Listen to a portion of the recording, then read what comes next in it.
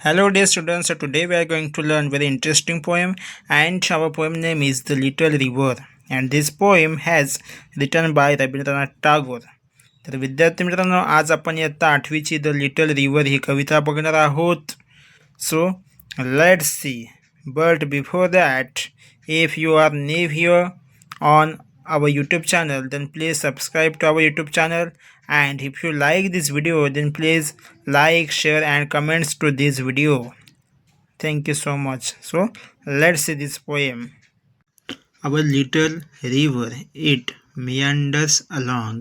In summer, the water is only knee deep, and cows and carts can cross it with ease, for the banks, though high, are not too steep.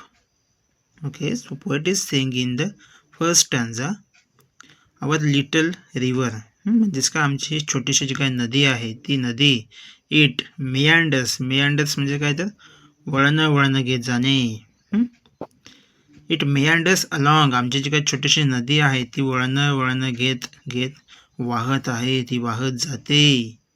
In summer the water is only नी deep आणि उन्हाळ्यामध्ये, समर म्हणजेच काय तर उन्हाळा, आणि ह्या उन्हाळ्यामध्ये जे काही नदीचं पाणी आहे हे गुडघाभर असते. नी डीप मीन्स व्हॉट, गुडघाभर म्हणजे गुडघ्या एवढं ते पाणी असतं उन्हाळ्यामध्ये. And cows and carts can cross it with ease आणि उन्हाळ्यामध्ये पाणी कमी असल्यामुळे काऊ म्हणजेच गाय आणि कार्ड्स म्हणजे काय बैलगाडी. तर उन्हाळ्यामध्ये जे काय बैल आहेत, गायी आहेत, बैलगाड्या आहेत, हे काय ती जी काय नदी आहे ती सहजपणे क्रॉस करून त्या साईडने जातात, दुसऱ्या साईडने जातात, त्यांना सहजपणे जाता येतं.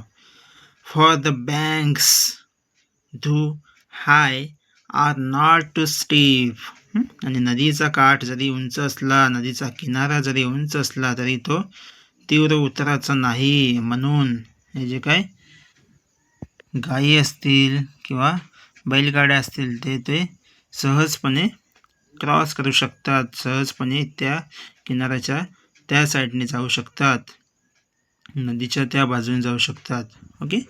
Then no sign of slime, the sands shine bright on one shore, kash fields blossom white, chirping myna through that sight, the jackal's howl is heard there at night. So poet is saying here in this stanza, no sign of slime. Slime means what? Thick slippery substance. Slippery substance म्हणजेच काय तर बघा, poet is saying here no sign of slime. आमच्या या छोट्याशा नदीत कुठलाही चिखल नाही. स्लाइम म्हणजेच काय तर चिखल. द सँड्स शाईन ब्राईट आणि आमच्या छोट्याशा नदीमध्ये कुठलाही चिखल नाही व वाळूचा जी काय वाळू आहे त्याच्यामध्ये आहे ती काय करत आहे, चकाकत आहे, त्याच्यामधील वाळू जी आहे ती चकाकत आहे. Then on shore kash fields blossom white आणि नदीच्या एका काठावर पांढरी फुलं असणारे गवत चमकत आहे. कॅश मीन्स व्हॉट तर पांढरी फुलं असणारे एखादं गवत. In English kash means tall grass with white feathery flowers. आणि नदीच्या काठावरती एका काठावरती पांढरी फुलं असणारे गवत जे काय ते चमकत आहे, चकाकत आहे. Then chirping mynas through that side आणि त्या नदीच्या एका बाजूला आपल्याला मैनेचा आवाज देखील ऐकू येत आहे. The jackals howl is heard there at night आणि संध्याकाळच्या वेळेस, रात्रीच्या वेळेस तुम्ही जर तिथे भेट दिली त्या नदीजवळ तर तुम्हाला कोल्ह्याची कोल्हेकुई देखील ऐकू येईल. जॅकल्स म्हणजे काय कोल्हा आणि हाऊल मीन्स कोल्ह्याची कोल्हेकुई, त्याचा आवाज. Okay. Then next stanza. Across lie groves of mango and palm, the village priests dwell in their cool shade. Girls and boys bath close to the bank, splashing with their gamchas as they wade. So, means what? What is saying here? Across lie groves of mango and palm म्हणजेच काय तर नदीच्या काठावरती आंब्याची आणि ताडाची बनं आहेत, बागा आहेत. The village priests dwell in their cool shade. आणि या गावामधील जे काही धर्मगुरू आहेत, उपदेश करणारे, ते काय करतात, या झाडांच्या थंड सावलीमध्ये गावातील धर्मगुरू हे विश्रांती घेण्यासाठी येतात. ते तिथे विश्रांती घेतात.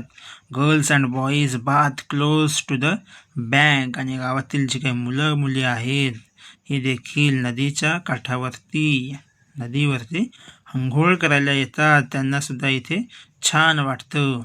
Then splashing with their gamchhas as they wet.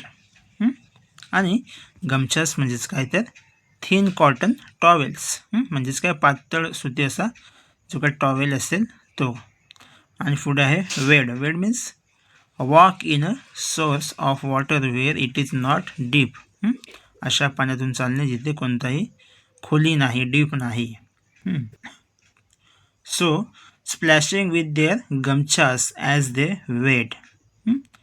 आणि नदीमधून चालत असताना त्यांच्याकडील जे काही सुती टॉवेल आहेत त्या सुती टॉवेलने ते एकमेकांवर काय करतात, पाणी उडवत अंघोळ करत असतात. एकमेकांवर ते पाणी उडवतात. स्प्लॅश म्हणजे काय, स्प्लॅश म्हणजे पाणी उडवणे. Then next stanza. At dusk and dawn once their bath is done they dip wash cloths to trap small fish to their household tasks. The wives return, having used river sand to scour each dish. So, what is saying here in this stanza? At dusk and dawn. Dusk म्हणजेच काय तर संध्याकाळ, and dawn म्हणजेच पहाट. तर पहाटेच्या वेळी किंवा संध्याकाळच्या वेळी जेव्हा त्यांची अंघोळ होते तेव्हा ती मुले काय करतात, ते dip wash cloths, they dip wash cloths to trap small fish. त्यांच्याकडील जो काय सुती कपडा असतो, जो काय टॉवेल असतो, ते मासे, त्याच्याने ते मासे पकडण्याचा प्रयत्न करतात. ते मासे पकडतात त्याच्याने, त्या कपड्याने. Then to their household task the wives return. Wives म्हणजे काय, वाईफचा तो अनेक वचन आहे. वाईफचं ते अनेक वचन आहे, plural form. To their household task the wives return. आणि स्त्रिया ज्या काही आहेत त्या स्त्रिया आपली भांडी धुणी करून, कपडे धुवून ह्या कामासाठी त्या काय करतात, पुन्हा नदीवरती येत असतात. Having used river sand to scour each dish. आणि नदीच्या त्या नदीकाठच्या वाळूने आपली जी काही भांडी आहे ती त्या घासतात. आणि ही कामे ती करून तिथून घरी निघून जातात. अशी ही त्यांची नदी आहे.